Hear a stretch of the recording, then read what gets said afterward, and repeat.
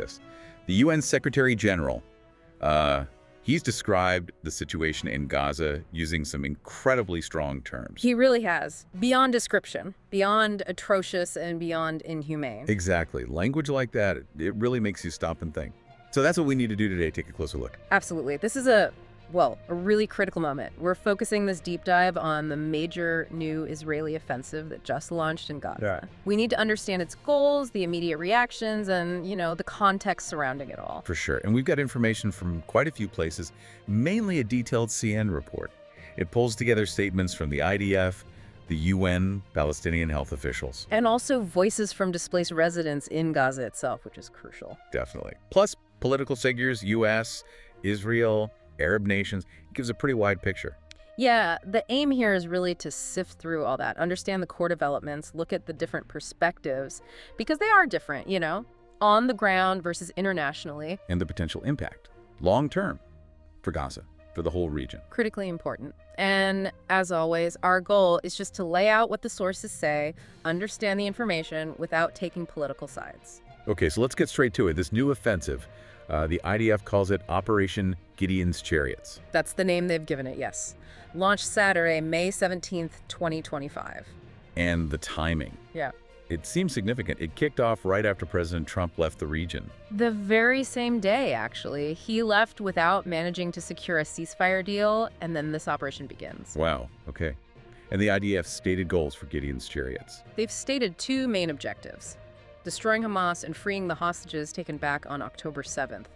They're framing it as an expansion of the campaign in Gaza. An expansion. And we're already seeing casualty reports coming in. Yes, and they're quite devastating already. The Palestinian Ministry of Health in Gaza is reporting that since Thursday, when things really started ramping up ahead of the official launch. Right, even before Saturday. Exactly. Since Thursday, they're reporting at least 262 people killed and 675 injured. That's a huge number in just a couple of days. Just staggering.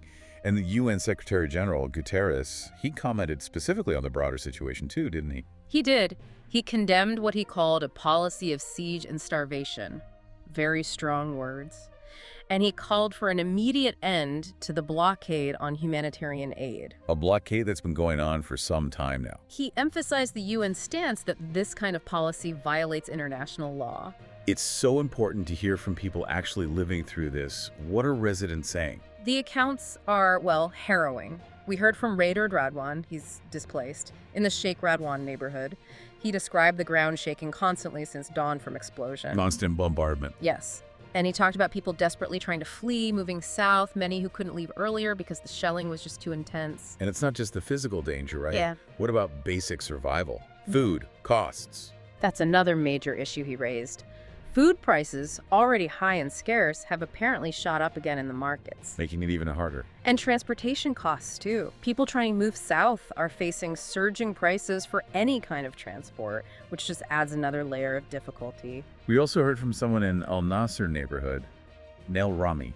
Yes, his words really conveyed the desperation. He called it heartbreaking beyond imagination. It's awful. He described seeing families fleeing with literally nothing, just the clothes on their backs, leaving everything behind. And the impact extends to essential services, like hospitals. That must be incredibly dangerous. Extremely.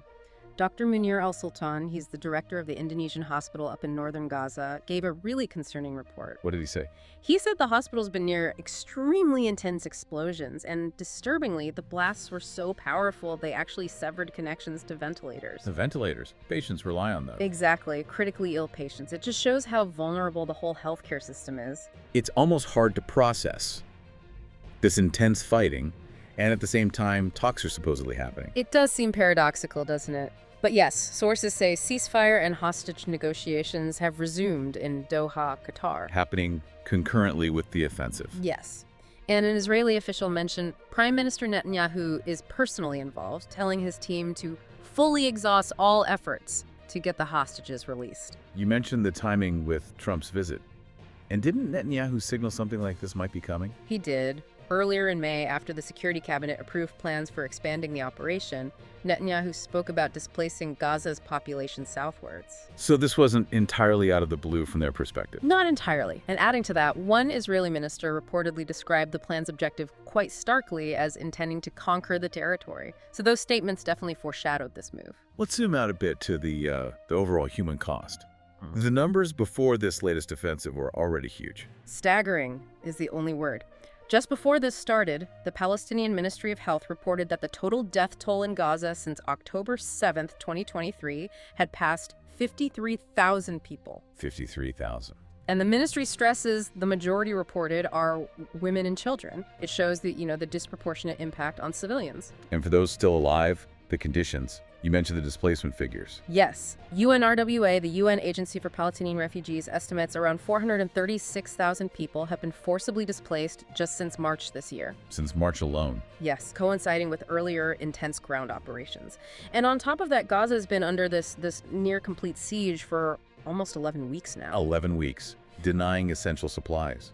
Food, medicine, fuel, clean water, all severely restricted for over 2 million people. And this has led to some very serious accusations. It has. International organizations, aid groups, they're increasingly accusing Israel of using starvation as a weapon of war. Which would be a grave violation of international law. Absolutely. And there is a UN study just this week warning that 1 in 5 people in Gaza face actual starvation right now. 1 in 5? And the entire population, the study concluded, is at high risk of famine if things don't change drastically. Are there any new ways being tried to get aid in? I heard about something called the Gaza Humanitarian Foundation. Yes, that's relatively new. It's backed by the US and Israel. The idea seems to be a more tightly controlled way to get aid in, maybe even taking over roles from traditional UN agencies. How are the UN agencies reacting to that? With considerable skepticism, it seems, concerns about independence, effectiveness.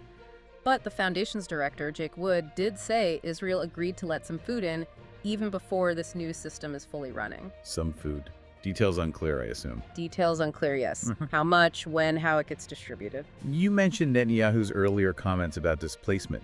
Has he said more recently about the sort of long-term vision? Well, earlier this week, he stated Israeli forces are destroying more and more homes in Gaza. Destroying homes. And he suggested the only inevitable outcome will be the desire of Gazans to emigrate outside of the Gaza Strip. He also noted President Trump had supported that idea previously. So, suggesting a potential future with a much smaller Gazan population inside Gaza? That seems to be the implication of those remarks, yes. A significant demographic shift. Unsurprisingly, all of this is causing major international reaction. Huge reaction. The UN, aid groups, strong condemnations across the board about the offensive, the humanitarian crisis. And you mentioned the U.S. signs of friction with the Israeli government. Increasingly public differences, yes. President Trump last week called for an end to the brutal war. And it was very noticeable his Middle East trip completely bypassed Israel. He didn't visit Israel at all. No, and his comments about Gaza itself have been quite direct. What did he say? He floated the idea of the U.S. taking Gaza, making it a freedom zone, and while he was in the Gulf, he did acknowledge the starvation issue. Did he offer a solution? He said the U.S. would make sure it was taken care of, but without giving any specifics on how. Meanwhile, what about the Arab world's response? There was a summit. Yes, a major summit in Baghdad. Leaders from across the region, Qatar, Egypt, the Palestinian Authority president. Important players. Very. And UN Secretary General Guterres was there, plus Spain's Prime Minister Sanchez, interestingly. What came out of that meeting? A strong joint statement. They called for an immediate ceasefire, unhindered humanitarian aid everywhere in Gaza. And on the issue of displacement. They condemned it forcefully, Right. Called any forced displacement a grave violation of international law, a crime against humanity, and ethnic cleansing. Very strong language. We're hearing concerns from Europe, too. Yes, the European Council President, Antonio Costa, called for an immediate end to the violence, and Germany's Foreign Office expressed deep concern, too. About the humanitarian situation, mainly. That, but also the risk to the remaining hostages, and just the fading hope for any kind of long-term ceasefire. They see a large-scale offensive making everything much worse. It's crucial, I think, before we wrap up, just to briefly anchor this current horror in what started it all. Absolutely essential context. This entire devastating conflict stems directly from the Hamas attacks on southern Israel back on October 7th, 2023. The attacks that killed around 1,200 people. Mostly civilians, yes. And saw 251 hostages taken into Gaza. It was, by all accounts, the deadliest terror attack in Israel's history. And that was the catalyst for everything we're seeing unfold now. Precisely. That event triggered the ongoing Israeli military operations. So this deep dive really highlights just the sheer complexity and the gravity here. The new offensive, its aims, the human costs we're hearing described. And the starkly different views The internationally. human impact is just. Yeah. It's overwhelming when you hear those personal stories. Yeah. Displacement, fear, the struggle for food, water. It paints a truly harrowing picture of daily life for people in Gaza right now. It's hard to even imagine. And yet so many fundamental issues are still completely unresolved. The Yeah. offensive pushes forward. Ceasefire talks seem so precarious. The world is deeply divided. Which really leaves you, the listener, with some difficult things to think about. What are the long-term consequences of all this? For the region, for the world? How do you reconcile stated military goals with this level of human suffering? There are no easy answers. It's incredibly multifaceted, deeply challenging, and hopefully exploring these different perspectives today gives you at least a clearer sense of the immense depth of this ongoing crisis.